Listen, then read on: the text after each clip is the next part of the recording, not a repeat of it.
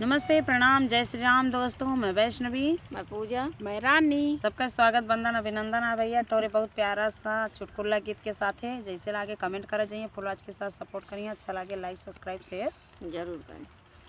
कि ऊंचिया टरिया पैला लसुगाना चोरवा लईगा चोरा। ऊंचिया टरिया पैला लसुगाना चोरवा लईगा चोरा। ऊंचिया टरिया पैला लसुगाना चोरवा लईगा चोरा। हमारे ससुर जी के तीन ही बेटौआ। हमारे ससुर जी के तीन ही बेटौआ। हमारे ससुर जी के तीन ही बेटौआ। सबसे सुंदर बाटई हमारे सजना चोरवा लईगा चोरा। सबसे सुंदर बाटई हमार सजना चोरवा लईगा चोरा। ऊंचिया टरिया पैला लसुगाना चोरवा लईगा चोरा।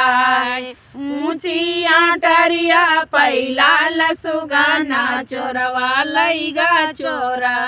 हमारे ससुर जी के चार ही पातोहिया। हमारे ससुर जी के चार ही पातोहिया। हमारे ससुर जी के चार ही पातोहिया। सबसे सुंदर हमारी सूरतिया हो चोरवा लई नजरा। सबसे सुंदर हमारी सूरतिया हो चोरवा दिए नजरा। ऊंचिया टरिया पैला लसुगाना चोरवा लईगा चोरा। ऊंचिया टरिया पैला लसुगाना चोरवा लईगा चोरा। हमारे ससुर जी के चार ही नातियावा। हमारे ससुर जी के चार ही नातियावा। हमारे ससुर जी के चार ही नातियावा।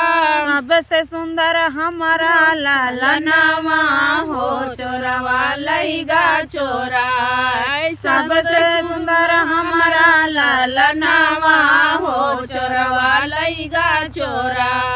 ऊंचिया टरिया पैला लसुगाना चोरवा लईगा चोरा। ऊंचिया टरिया पैला लसुगाना चोरवा लईगा चोरा।